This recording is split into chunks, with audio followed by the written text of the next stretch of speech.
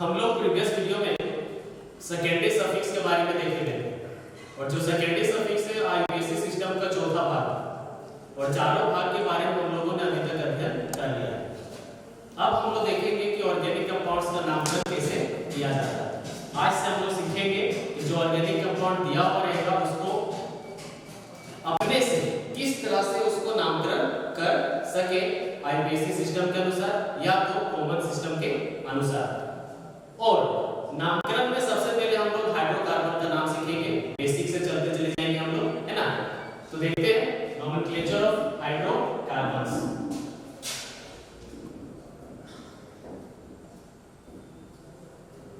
Nomenclature of hydrocarbons. Hydrocarbons का मतलब हम लोगों ने पहले भी पढ़ चुका है जब हमने स्टार्ट किया था ऑर्गेनिक केमिस्ट्री। उसमें बताया गया था कि वे सारे ऑर्गेनिक कंपाउंड्स जो कार्बन और हाइड्रोजन एटम से मिलकर बनते हैं उसको हाइड्रोकार्बन के नाम से जाना जाता है। और हाइड्रोकार्बन का जो है सो दो प्रकार होता है। कौन कौन सा? पहला सैचुरेटेड हाइड्रोकार्बन्स, सैचुरेटेड हाइड्रोकार्बन्स जिसको अल्केन भी कहते हैं। दूसरा अनसैचुरेटेड हाइड्रोकार्बन्स या हाइड्रोकार्बन्स का दो प्रकार। और फर्दर अनसैचुरेटेड हाइड्रोकार्बन जो है सो दो तरह का होता है, जिसमें से पहला जो होता है जिसको हम लोग अल्कीन कहते हैं और दूसरा का जो नाम है वह है आपका अल्काइन। तो हाइड्रोकार्बन में हम लोग सबसे पहले इन सबों का नामकरण देखेंगे और इन सब में से पहला टाइप का पहले देखेंगे, that means nomenclature of saturated hydrocarbon या तो अल्केन हम लोग पहले सीखेंगे। तो हेडिंग देते हैं नोमेनक्लेचर ऑफ अल्केन्स। अल्केन्स का नामकरण कैसे किया जाता है? अल्केन्स का नामकरण हम लोग फर्दर दो तरीका से करेंगे। दोनों तरीका क्या होगा? पहला for unbranched alkanes, unbranched alkanes. और दूसरा भाग में हम लोग सीखेंगे फॉर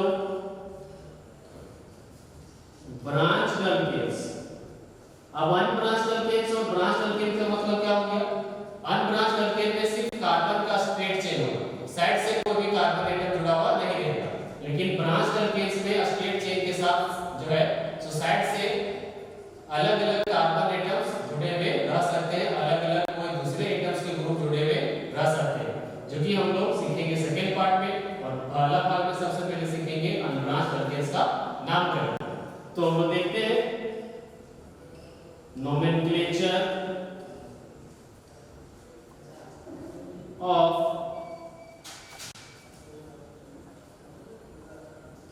अनब्रांच्ड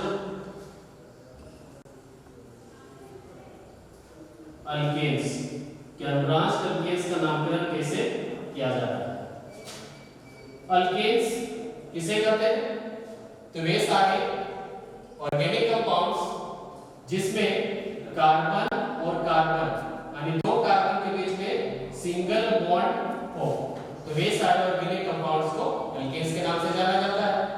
और इसका जो जनरल फार्मूला होता है ये हम लोगों ने पहले अध्ययन कर चुका है, जिसका फार्मूला होता है CnH2n + 2। यह फार्मूला ध्यान रखना है, नामकरण दूसरे फार्मूला से करेंगे हम लोग। और हम लोगों ने यह भी जाना है कि किसी भी ऑर्गेनिक कंपाउंड को दो तरीके से नामकरण किया जा सकता है। एक तो कॉमन सिस्टम के अनुसार जिसको ट्रिवियल सिस्टम के नाम से भी जाना जाता है, और दूसरा आईपीएसी सिस्टम के अनुसार। तो सबसे पहले हम लोग देखेंगे इसका in common system. Common system में अनब्रांच्ड अल्केन्स का नामकरण। इन कॉमन सिस्टम या तो इसी को ट्रिवियल सिस्टम भी कहते हैं। ट्रिवियल यानी कि पौराणिक, है ना। तो देखते हैं कॉमन सिस्टम या ट्रिवियल सिस्टम से कैसे नामकरण किया जाता है। बनाते हैं एक कॉलम, फॉर्मूला और दूसरा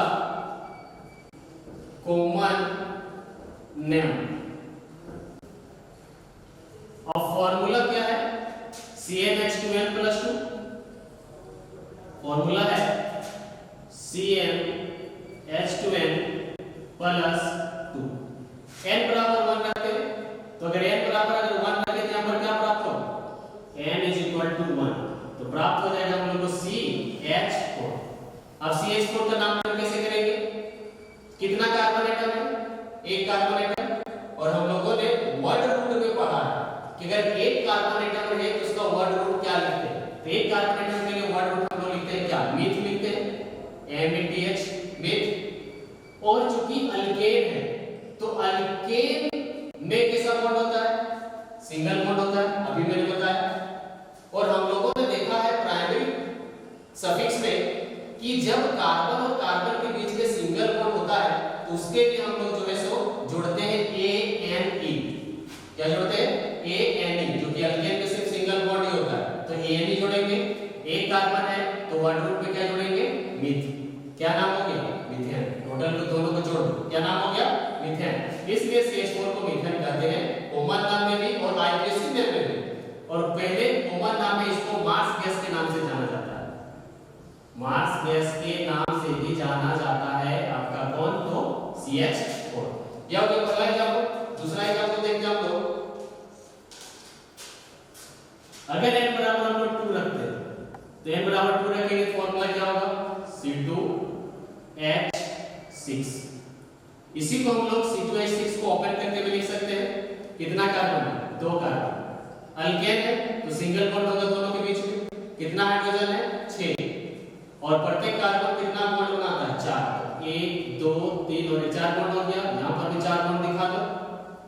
अब हाइड्रोजन कितना है? 6।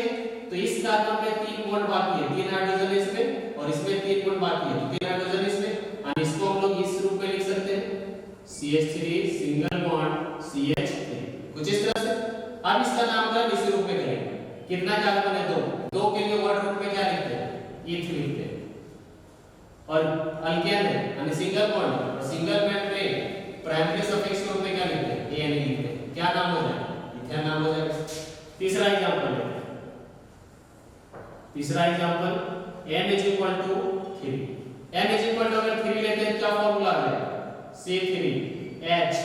रखो H 3 2 6 और 2 8, तो H क्या हो जाएगा? 8 हो जाएगा। इसको भी ओपन करके लिख सकते हैं। ओपन करके लिखेंगे क्या हो जाएगा? 3 कार्बन के लिए CH3 CH2 CH3, कुछ इस तरह से। सभी में सिंगल बॉन्ड है और 3 कार्बन है। 3 कार्बन के लिए हम लोग वर्ड रूट में क्या पढ़ेंगे? प्रो। अल्केन के लिए हम लोग क्या लिखेंगे? Primary suffix ANE। क्या नाम हो जाएगा? प्रोपेन। इसी तरह से अगर n बराबर हम लोग 4 रखते हैं फॉर्मूला के अनुसार तो क्या फॉर्मूला हो जाएगा? C4H10 हो जाएगा। फॉर्मूला में पुट करोगे तो और इसी को ओपन करके हम लोग क्या लिख सकते हैं? तो लिख सकते हैं हम लोग CH3 CH2 CH2 CH3। Count भी कर सकते हो। C4 1 2 3 4 हाइड्रोजन काउंट करो क्या? 10 है। 3 2 5 2 7 और 3 10 है। अब इसके लिए प्रोपेन तक तो हम लोग नोमेनक्लेचर कर लेंगे, मीथेन मीथेन प्रोपेन। इसका भी नामकरण उसी तरह से करेंगे, लेकिन एक शब्द इसमें जोड़ेंगे नामकरण के पहले, जो कि कॉमन सिस्टम में प्रोपेन तक तो चल सकता है, लेकिन प्रोपेन के बाद उसमें जोड़ना अनिवार्य है। तो इसमें जोड़ते हैं एक टर्म जिसको हम लोग स्मॉल n से इंडिकेट करते हैं, और इसका मतलब होता है स्ट्रेट चेन। n नॉर्मल बोलते हैं, और नॉर्मल का मतलब स्ट्रेट चेन यहां पर इंडिकेट कर रहा है कार्बन का, यानी कोई भी इसमें ब्रांच नहीं है, अगल बगल से कोई भी साइड चेन जुड़ा हुआ नहीं है। तो प्रोपेन के बाद से जब भी हम लोग नोमेनक्लेचर करते हैं कॉमन सिस्टम में किसी भी एल्केन का, तो उससे पहले हम लोग एक टर्म जोड़ते हैं स्मॉल n, जिसको हम लोग बोलते हैं नॉर्मल, और नॉर्मल इंडिकेट करता है अनब्रांच्ड कार्बन के चेन को, स्ट्रेट कार्बन के चेन को। तो स्मॉल n जोड़ दिए जो इंडिकेट कर रहा है अनब्रांच्ड कार्बन चेन को। अब इसी तरह से नामकरण करेंगे इसका। कितना कार्बन है? 4 ब्यूट पढ़े गए थे। और अल्केन है यानी सिंगल बॉन्ड है, सिंगल बॉन्ड के लिए हम लोग प्राइमरी सफिक्स में क्या होते हैं, एन। क्या नाम हो जाएगा, एन डैश ब्यूटेन, जिसको बोलते हैं नॉर्मल ब्यूटेन। क्या कहते हैं इसको, नॉर्मल ब्यूटेन। इसी तरह से अगला एग्जांपल में हम लोग ले सकते हैं, अगर n बराबर हम लोग क्या रखें 5 रखें, n बराबर 5 रखें, क्या हो जाएगा C5 हो जाएगा और h क्या हो जाएगा, तो h हो जाएगा आपका 12। कुछ इस तरह से। अब इसको अगर हम लोग लिखे ओपन करके तो क्या लिख सकते हैं, CH3 CH2, फिर आगे लिख सकते हैं CH2, फिर आगे लिख सकते हैं CH2, फिर आगे लिख सकते हैं CH3। टोटल कार्बन कितना है 5, हाइड्रोजन है 12। अब इसके लिए हम लोग फिर से क्या बोले कि प्रोपेन तक एन टर्म नहीं जोड़ेंगे चलेगा, लेकिन प्रोपेन के बाद एन टर्म जोड़ना अनिवार्य है। अब कोई किसी के माइंड में आ रहा हो सर एन टर्म प्रोपेन के बाद ही क्यों जोड़े, क्यों जोड़ेंगे, तो समझ लेते हैं। क्या CH4 को क्या दूसरे तरीका से लिख सकते हैं क्या, नहीं, क्योंकि एक ही कार्बन है, तो जैसे अभी लिखे वैसे ही लिख सकते हैं, इसमें कोई चेंजिंग नहीं होगा। तो नॉर्मल शब्द लगाना कोई जरूरी नहीं, यह हमेशा सीधा ही रहेगा, इसको टेढ़ा मेढ़ा करके नहीं लिख सकते। दूसरा है इसमें दो कार्बन है, CH3 लिखते हैं इसको क्या टेढ़ा मेढ़ा करके लिख सकते हैं क्या, इसको दूसरे तरीके से लिख सकते हैं, हमेशा इसी फॉर्म में लिखाएगा, इसलिए n देना कोई जरूरी नहीं। इसी तरह प्रोपेन को भी जो है टेढ़ा मेढ़ा ही लिख सकते हैं बस, लेकिन इसमें तो ब्रांच नहीं होगा। तो बोलेगा सर CH3 को नीचे कर सकते हैं, तो CH3 को नीचे कर देने से क्या इसमें ब्रांच आ जाएगा, नहीं आएगा ब्रांच, पॉसिबल नहीं है ना। इसलिए जो है इसको नॉर्मल शब्द का इंडिकेशन नहीं करते। लेकिन अगर हम चाहें n बराबर 4, जिसको हम लोग नॉर्मल ब्यूटेन लिखें, नॉर्मल ब्यूटेन से क्या जो है सो ब्रांच ब्यूटेन भी लिखा जा सकता है।